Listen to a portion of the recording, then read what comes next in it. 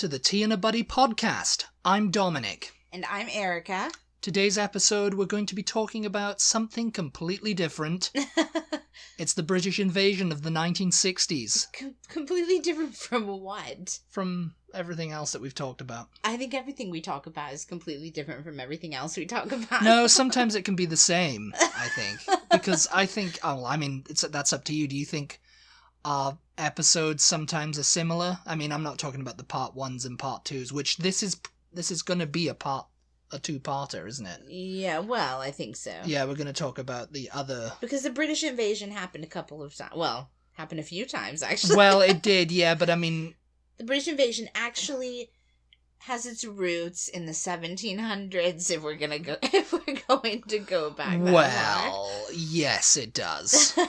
I mean, military speak, of course, speaking of army-wise. Yeah. Yeah, I mean, back then it was... It was an actual invasion. It was an actual invasion where towns and cities were actually captured. Yeah. But this one we're talking about, the British invasion of the 1960s, was purely a cultural and, well, mostly a musical experience. But I mean, as far as our podcast, I think this is right on brand, actually. Right on brand, because, I mean, we like to talk about British and American things, being as we are British and American. Yeah. And, you know, the differences between the two countries and the similarities and everything. And if you guys have been listening to us for a while, you know that we're big Beatles fans, so it kind of only... This ties in. Yeah, it just goes This along ties with in that. very well, yeah. The whole British invasion thing. I actually cannot believe that we haven't talked about this before. We've touched on it. And I guess maybe that's what you mean when you're saying that our podcasts are sometimes similar, because, you know, we've been going for over 200 episodes now. 200 episodes? This is 201. Yeah, so we're starting in the bicentennial era. So I mean, it's only going to be, you know, expected, I think, that we might accidentally We're going to repeat ourselves. Yeah, we might accidentally cover something that we've already talked about in the past. But, you know, our listenership changes over time. Yeah, I mean, and if you're new here, then, and you can't be bothered to listen to the old ones. Yeah. Here we are. You know, this is 201. You're at 201 right now. You know, the thing is it was you and I that were doing the talking about whatever the subject was. Yeah. Right? Oh, and we're just talking to each other. And even I can't remember. So what? It's like, you know, why... Remember what? Why should our listeners remember if it's something we've already talked about? Yeah, I think our first episode 1, 001, was about tea, I think. Yeah, wasn't it? yeah. Yes. So if you remember that one, then, you know, we sounded younger then. You've been here a long time. 200 years ago. We appreciate your support. We do, yes. 200 years. Yeah. What a innings. Anyway, on to the topic. Yeah. Basically, the British invasion, you know, I mean, if you don't know, it was something that happened in 1964, and upon research, because, you know, it's like it's got to have ended somewhere, they dated around 1967 that it ended. And I kind of agree with that, because they're kind of taking into the account, like, American bands gaining prominence, okay. you know, back in the charts. Yeah. Because a bit of a background, we're starting with popular music here. Like, the very, 1954-55, rock and roll in the USA was in full swing. Yeah. It was getting there. I mean, Elvis was coming up. Buddy Holly, Bill Haley and the Comets. Mm-hmm. Chuck Berry, Jerry Lee Lewis. Yeah. You know, the Big Bopper. Mm-hmm. Eddie Cochran. All them people were, you know, the rising stars. The teenagers were loving them. You know, they were making money. Of course, the adults were just kind of like, oh, this stuff, this terrible rock and roll, this riff-raff. Yeah. You know, and jungle music or whatever they used to call it. You know, they did not like it at all. But then it all kind of ground to a halt, kind of spectacularly, in 1958-59. Yeah. I mean, I think the first thing was Little Richard retired Oh, yeah. to become a preacher. Yeah. And Jerry Lee Lewis was involved in like a scandal because he married his 13-year-old cousin. Yeah. So he was kind of taken off, the adults were like, oh, he's a terrible man. Yes, take him away. Yeah. Elvis went in the army. Yeah. He went and did his national service, so, they give him a haircut and he went in the army, and that was that was Elvis. He was neutered as far as people were concerned, Yeah. I mean, he came out again, I think, in 1960, and of course it was a big hubbub, but he was kind of doing croonerish songs. Yeah. And he wasn't really like Jailhouse Rock, and he wasn't doing what he was in the early. He kind of like just come out, and he was just kind of coming out with like, she looks like an angel, she's the devil in disguise, he was kind of doing like Bing Crosby type things, Yeah. Yeah. I'm just like, yeah. But yeah, I mean, I think the biggest thing, and they call it this, the day the music died. Yeah, I wondered if you were getting to that. It was Buddy Holly, Richie Valens and the Big Bopper and their pilot were killed in a plane crash in 1959, February 59. It was a tour from hell. Yeah. It was like a snowstorm, took off in a snowstorm or something, and they crashed. And they all were killed instantly, and it was like a shock. And that was kind of the end of rock and roll in America. It was kind of like, and I credit it with the rise of the teenage tragedy ballad that America seemed to fall in love with around that time. Because I'm kind of like into like looking at the social norms and stuff of the time period. Yeah. And it's like, yeah, that's where it all kind of started. I mean, you're listing all of these things that happened. Did they all happen in 58? All of the things that you just mentioned? Or 50, I think Little Richard retired in 57. Elvis went in the army in 58. Because Chuck Berry also had a scandal. And he was arrested in 59. He was arrested for taking... Or 58. Yeah, for taking an underage girl across state lines, I think it was. Yeah, and so he was arrested and he was jailed for like 5 years. Yeah. Eddie Cochran died in 1960. He was in the UK, actually. It was a car crash in the UK. But yeah, I mean, that's, it was already on the wane by that time. Yeah. I use the word funny. Obviously, it's not funny, but it's weird. It's weird that these tragedies happen, but all happen around the same time. Yeah, and you don't really think about it either because they were all young kids. They were in their 20s. And it was just kind of like they were just getting started on this like thing, and then it was just cruelly cut off by fate. Yeah. Plane crashes, car crashes, getting thrown in jail, and going in the army, Yeah. It's just kind of like, I mean, Elvis had a career afterwards, obviously, and he didn't die, Well, he did die, well. but, and Chuck Berry did as well. But not, Elvis didn't die until later, but it was,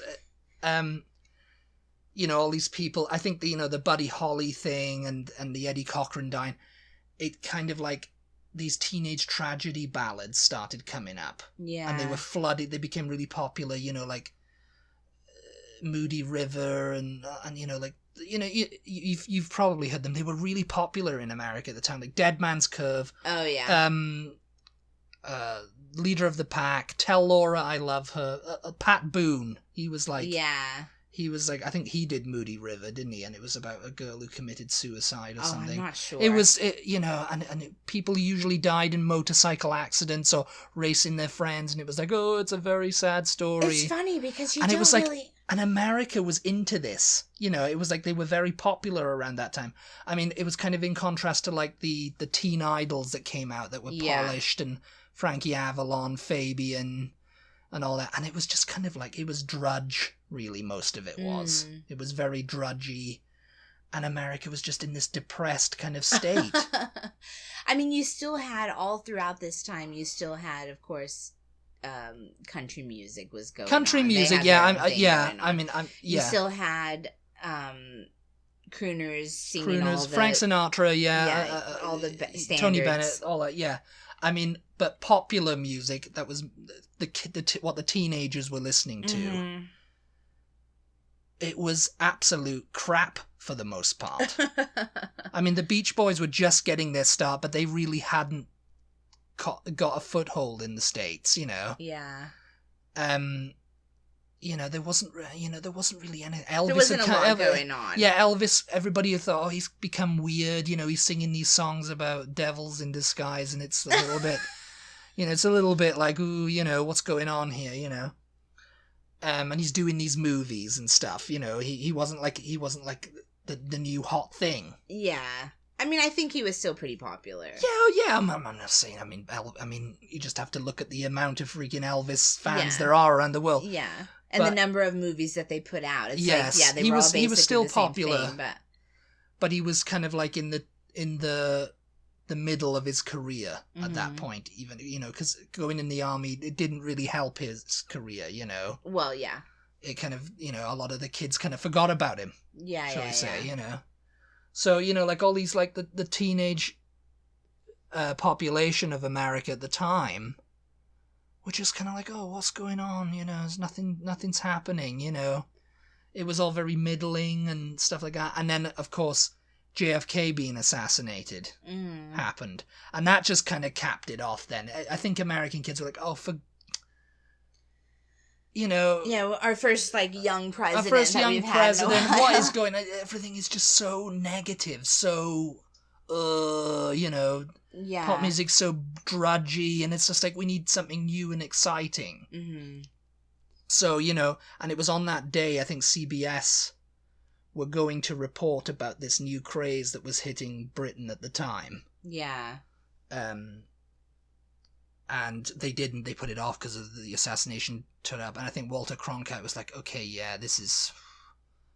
You know, this is all heavy stuff. We need something light to report. Find us something light. And it was like this funny piece about this group in England that were causing all the girls to go crazy called the Beatles. Yeah. And so, you know, they put that on, and, you know, it was kind of like making fun. It's like, haha, look at what they're doing in England. But that was it for the kid. The kids were like, yeah, we need this over here now. Yeah. I think you're making a bigger deal about it than it was. I don't know that. What do you mean you don't know that? I mean, no, that came on. You know, Ed Sullivan? No, wait, what did you... Walter Cronkite. Yeah, no. No, it was kind of like the kids... No, I'm not saying kids were like, oh, yes, we must have the Beatles now. Yeah, it no, wasn't I'm saying, like, we demand the Beatles come over No, here. no, it wasn't like that. It was like, yeah. you know, the mentality was like, it was growing, you know. It was like well, like Marsha Albert, I think, was the first kid in America to play a Beatles record on American radio. And she'd seen the report, and she wrote to a DJ, because the DJs were all the rage back then. Yeah. Saying, why can't we have music like that over here? Yeah. And so he got a copy of, I think I Want to Hold Your Hand or something, and that's when everything kind of started, and Capitol were like, oh yeah, we better release this group over here now, you know? Yeah. And of course, you know, when they arrived... Well, Ed Sullivan... And they appeared on the Ed Sullivan, which was basically people... Ed Sullivan had seen them, had seen the craze, had been to Britain and had seen the craze, and was like, we need to get these kids on the show We over need to here. get the kids on the show. Yeah, but again, this was the old guard thinking, that's a bit of a joke, you know? Yeah. It's like, it's a bit of a funny, it's like, well, that's what a lot of the acts on the Ed Sullivan show were, you know, yes, kind of silly, you know, or like, yeah. It's a bit of a joke, and, you know, like, we'll have a laugh at these kids, you know, these crazy kids with the hair and everything, you know? Yeah. And singing these songs or whatever. So, yeah, I mean, when they got on the Ed Sullivan show, it was a cultural milestone, I think, particularly for America. Yeah. Because it heralded, like, the end of that kind of same period, you know, where everything was going the same way, and, you know... And it kind of like the transition happened like there, you know? Yeah. 1964. I mean, there was obviously already. And that was akin back then to going viral. Well, yeah, that's what I was just going to say. They had already gone viral, let's say. In Britain. No, in America, amongst teenagers, because, they had a hit. They had a hit before they came for Ed Sullivan, wasn't it? It was I Want to Hold Your Hand. It was I Want to Hold Your Hand. Yeah, it was, but it was like, it was like, it was January or something it came out. Yeah, But I mean, it was big enough. It had gone viral, to use that phrase, amongst Because in teenagers. Because when they came over, the kids flooded the airport. Yeah. You know, they were ready for them at the airport. In November 1963 in America, the Beatles were very much unknown. Mm-hmm. But by February 1964, everyone knew who they were. Yeah. You know, disapproving parents, kids, everything like that, you know. Yeah. And it's like, that's kind of amazing when you think about it, because, you know, it wasn't like it is now, you know, that the internet wasn't a thing. Yeah. There was no internet. It was just kind of like, it was the workings. I mean, people read newspapers. People read newspapers, and it was just kind of like this kind of sheer force of fate coming together to make this band popular over here. Because before them, British acts like Cliff Richard and the Shadows, I think he only had one hit over here. With it was a top 40 hit, you know, with Living Doll. Yeah. And Acker Bilk had like Strangers on the Shore, but it was like they were looking for homegrown talent over here, you know. British acts had been trying to break into the American market, like trying to get a #1 in America for years and years. Years and years, and I mean, that's a couple of people broke, but it was just kind of like for like that 1 week or whatever. It wasn't like a... Well, no, I mean, they broke. They played over here because a lot of the times you hear that and you think, oh, what? Before the Beatles, there were no famous British singers over here? Of course there were. Yeah. Yeah, I mean, of course people knew British singers over here, but they just didn't have... I don't think a #1. I think actually Acker Bilk did, but he wasn't singing. He was playing the clarinet. He was like, it was, I mean, that was another thing in Britain as well. It was like Cliff Richard was the biggest star in Britain at the time. Yeah. In the early 60s. Mm-hmm. And he was having success in Europe too, but he was not breaking the American market, and he never did, really. He never did. I'd say most Americans have never heard of Cliff Richard. Yeah. But he was huge. My mother was obsessed with him. Yeah. And I mean, that's where his kind of like career went to when the Beatles and the rest of them cleared the decks. Yeah. They went to like people who were like, oh, you shouldn't be into that Cliff Richard. He's terrible. Oh, look at him with his hair and everything, because he had the like Elvis type hair. He was like Britain's version of Elvis Presley in the late 50s and early 60s. Yeah. But when the Beatles came, it was like, oh, you should be listening to that Cliff Richard. He's a nice boy. Not the Beatles or the Rolling Stones. I don't want... Yeah, you know. Right. So the Mothers liked him then. And that's where he had his career with the Housewives and the Mothers. And, you know, they were all like, ooh, Cliff. You know, like my mother was obsessed with him and the Shadows. So the Beatles got the ball rolling, basically. They got the ball rolling over here. They came over, boom. You know, it was like, okay. And the teenagers was like, okay... Give us more. We want more. We want more. So the Rolling Stones came over. Yeah. The Animals came over. Mm-hmm. The Hollies, the Yardbirds, Herman and Hermits. You know, the Who. They all kind of achieved success. Yeah. Jerry and the Pacemakers too. They had a couple of hits over here. Yeah, yeah. And it was like this big, like, oh, you know, just voracious appetite for, like, you know, screaming girls. You know, it was like mania. Mm-hmm. And you know, it's like the Rolling Stones heralded kind of like a different alternative to the Beatles. I mean, you know, there's that thing of like, oh, that they pitted them as rivals to the Beatles and everything, but really they were just kind of like heralding a different kind of music. Yeah. I mean, they played pop and everything, but the Beatles had this pop polished kind of sound, you know.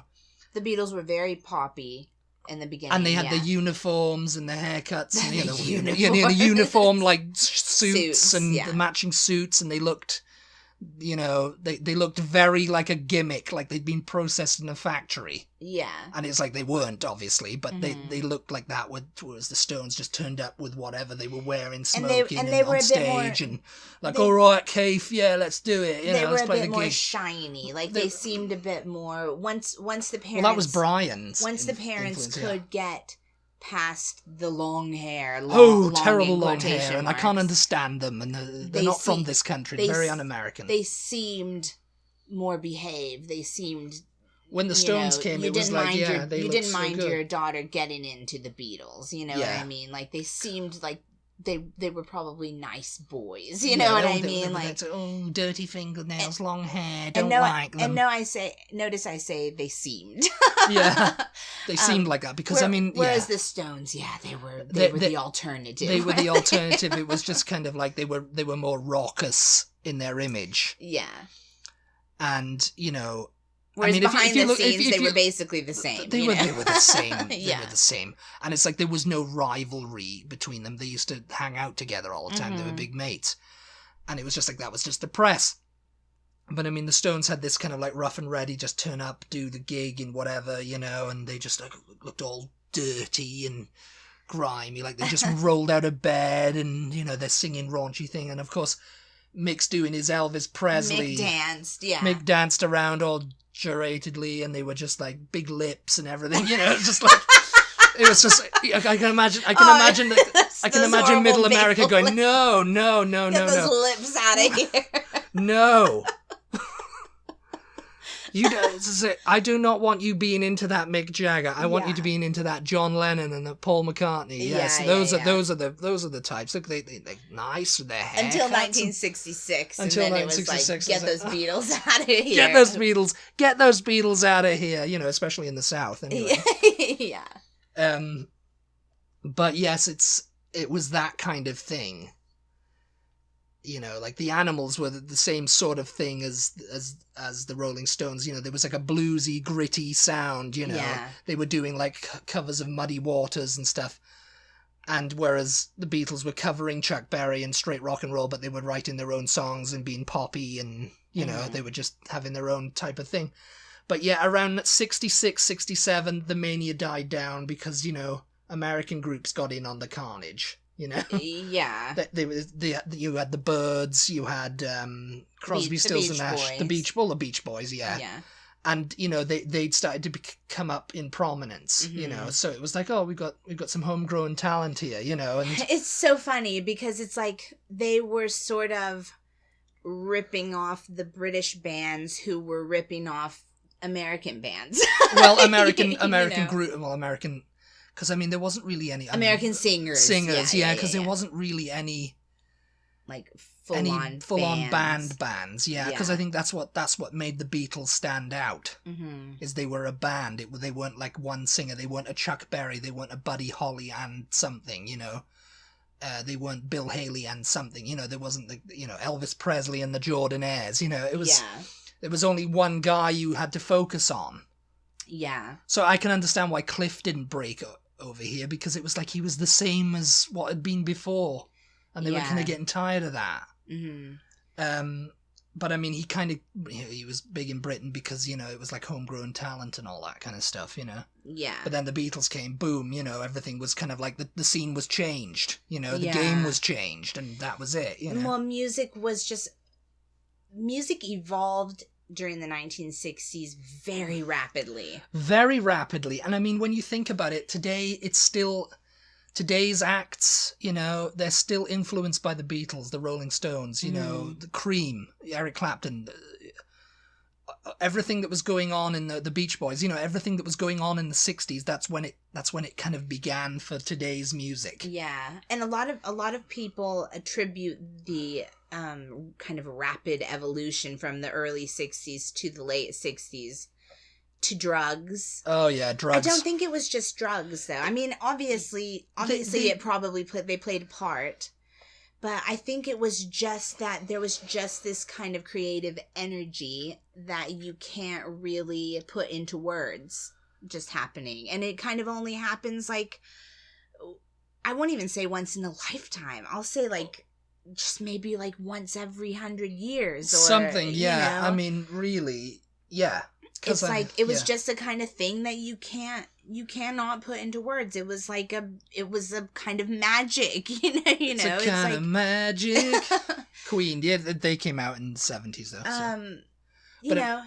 You just can't really describe it accurately, and it was more than drugs. It was more than just. It was like something in the air. It was something in the air, and by that time, it was like, oh, England was this rock mecca, and everything, and all the big swinging bands. London. Swinging London, swinging England.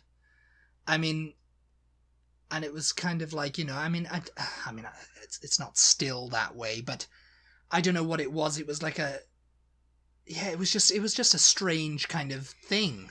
Everything was what the creative energy was inspiring everyone else, not just in music. You had art, you had fashion. Well, fashion, yeah. I mean, the Mary Quant and Twiggy and all that, and the mini skirt, all that kind of stuff, the boots, it was just all kind of like coming together. Art, films, there you go again, films like the James Bond series and stuff were coming out in the 60s that were like, a British,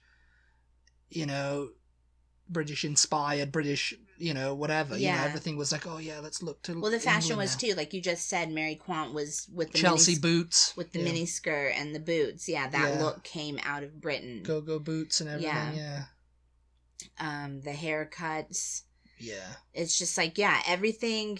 There is still a British haircut that hasn't really caught on over here too. Oh God, yes. It's like and it's like the punks. It's kind of evolved from the punk scene, The mod haircut, funnily enough, it is. Yeah, the mod haircut. And that was in like... Because the Beatles balanced both mod and rocker. Mm-hmm. But there were some bands like the Small Faces that went straight mod, They cut their hair into that kind of like, Steve Marriott hairstyle, which again was repopularized by Paul Weller in the late 70s and still... And, Paul Weller, yeah. Yeah, and all that kind of stuff. The mod revival and the late 70s, early 80s and the stuff. hair, I'm also thinking of, like, Ronnie Wood, yeah. Rod Stewart. That hairstyle, nobody that was not British has ever had that hairstyle. It was kind of like a proto-mullet. I mean, because it kind of started in, like, the early 70s. Like, the Bay City Rollers had it. Mm-hmm. It was like this mullet. Yeah, and I mean, obviously, Paul had it in the mid 70s too, but he went really freaking crazy with his, you know. And I mean, the mullets were like the in thing, but they kind of never, they kind of like trimmed them up and they made them just look like boofy. And David Bowie had it for a little while, but he was always changing around. Yeah, I mean, that's kind of like, when they do like this is Spinal Tap, which was like a mockumentary that, all these 70s bands, they look like the Rolling Stones, Yeah. They're all just like unshaven and they have that hair. And they're just like, all right, Jeff, yeah, knock it on there. Yeah, all right, mate. Yeah, we're going to turn it up to 11 now, But just imagine what America would be like today had that British invasion not happened in the 60s. You'd probably still be listening to Fabian. We'd all Turn be me loose. We'd be like dressing more properly, which you'd have these kind of glasses that I'm wearing now, Brill cream haircuts, those polo shirts and trousers up to your freaking nipples. Yeah, I don't know. And that's just the women. It's that the guys would be wearing that kind of stuff. Yeah. It would be like stuck in the 1950s, I don't know. It's crazy to think. Hands on hips going, son, I don't think you should be listening to that kind of music. That's just not how we do things here. Drink your milk. Yeah. Eat your meatloaf. I mean, it's crazy to think. Watch the Ed Sullivan Show.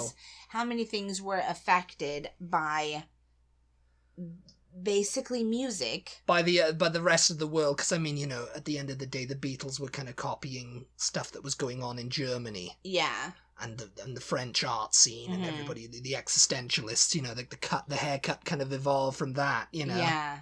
They kind of took everything from, including in the music and the fashion, they just kind of like, oh, what we like, can we make that work? Yeah. And the thing is they were coming from a culturally different experience than like white and black people in America. Yes. You know what I mean? It wasn't exactly the same in Britain as I mean, it was over here. it was that's not to say there was not racism, because obviously there was and has been, and it was post-war kind of like mentality where, again, like, have to cheer ourselves up here. Yeah. We have to do something to cheer ourselves up. Yeah. After that, So, boom, it came out, Mm-hmm. And a lot of people going, oh, it should be national service. Ooh. It's like, no, we're having fun here. And that was another thing, when they came over here, they refused to play to segregated audiences. Yeah, they Beatles did. Said. Well, they because particularly in like Florida or somewhere, I think it was. and in the southern states they were just like, oh, they found out somehow that, they're going to separate the audience, black and white. And there was like, that is completely And it was like, bizarre. no, we're not going to play to segregated audiences. Yeah. And apparently they were going to, they threw a fit. Yeah. That the, whoever was doing it said, they can't do that. They can't tell us what to do. But they were like, but they're going to bring in a lot of money. Yeah, so. It's like, yeah, they can. Yeah, so you've got to either suck it up or tell them no, and goodbye. So, and lose potentially friggin' hundreds of So that made a big difference, dollars, I'm sure. Obviously probably all the other British bands did the same thing, because they weren't used to that. Like, that was just completely weird and wrong for them. Yeah, and it's just like, yeah, I mean, it must have been a strange country to, like, British people back then. Yeah. I mean, nowadays it's still a little bit of a strange country, but but in that, it was just like, what? I mean, I've read, like, Eric Burden's book about the animals coming over here, and he was like, oh yeah, we used to get terrible, because we were just like, oh no, and we don't care about that. It's like, oh, you Negro lovers, get out of here, and stuff like that. And it's just like, it's just like, that was just like, it's just ridiculous, Yeah. So, I mean, their mentalities, the fact that they were from somewhere else, that influenced, obviously, bands and just people in general over here, I imagine. They don't really get a lot of credit, I don't think, these British invasion bands, for just how much they changed. I think they get they get the credit for, you changed music changed, but everything changed. Yeah, everything changed just because they came from somewhere else, and where things were different, and were able to break into mainstream over here, and that just influenced just people's ways of life, even, it's like, it's really, really crazy. They played a part, definitely.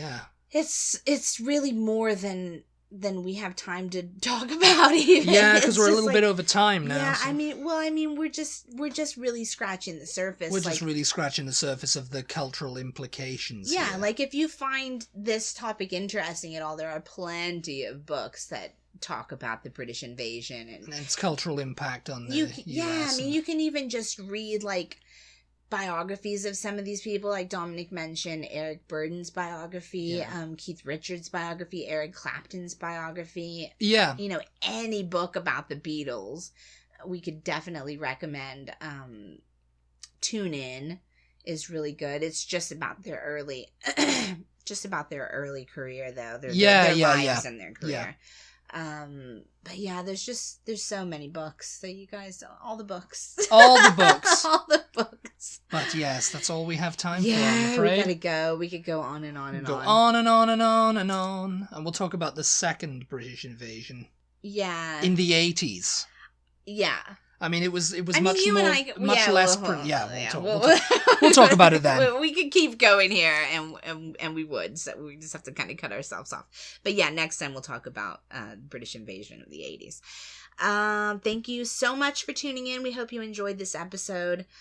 If you're like Dominic and think that this was a little bit of a different topic, then we hope you enjoyed that. Yes. And we appreciate your support as always, and we will talk to you next time. Goodbye, everybody. Bye.